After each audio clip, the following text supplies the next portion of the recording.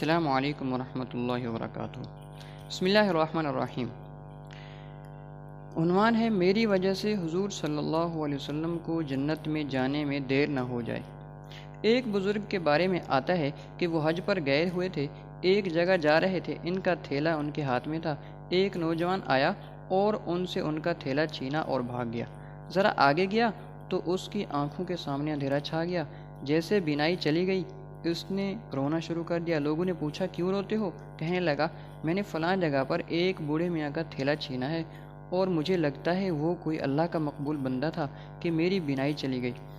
مجھے ان کے پاس لے چلو، میں ان سے معافی مانگنا چاہتا ہوں۔ چنانچہ لوگ اس کو اس جگہ پر لے گئے۔ وہاں وہ بڑے میاں نہیں تھے، قریب ہی ایک حجام تھا۔ اس سے پوچھا تو کہا کہ وہ نماز پڑھنے آتے ہیں پھر چلے جاتے ہیں، آپ اگلی نماز تک انتظار کریں، میں نشاندہی کر دوں گا۔ اگلی نماز تک وہ بزرگ آئے، اس حجام نے اس کی نشاندہی کر دی۔ اب وہ نوجوان ان سے معافی مانگنے لگا اور کہنے لگا حضرت آپ مجھے معاف کر دیں، مجھ سے غلطی ہو گئی، میں بڑا شرمندہ ہوں اور توبہ کرتا ہوں۔ اب وہ فرمانے لگے کہ میں نے تو آپ کو اسی وقت معاف کر دیا تھا جب بار بار اس نے معافی مانگی، اور بار بار انہوں نے کہا کہ میں نے تو اس وقت آپ کو معاف کر دیا تھا۔ تو لوگ بڑے حیران ہو گئے۔ کسی نے پوچھا حضرت اس نے آپ کا تھیلا چھینا اور آپ کہتے ہیں کہ میں نے اس وقت معاف کر دیا تھا؟ وہ بزرگ کہنے لگے ہاں، مجھے ایک خیال آ گیا تھا جس کی وجہ سے میں نے معاف کر دیا تھا۔ پوچھا کیا خیال آ گیا تھا؟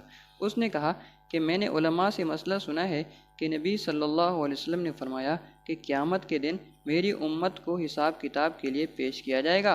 جب تک پوری امت کا حساب کتاب پورا نہ ہو جائے گا میں اس وقت تک جنت میں قدم نہیں رکھوں گا۔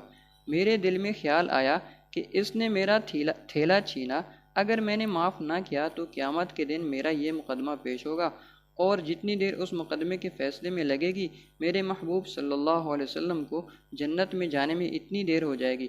میں نے معاف کر دیا کہ نہ مقدمہ پیش ہوگا اور نہ میرے محبوب صلی اللہ علیہ وسلم کو جنت میں جانے میں دیر لگے گی۔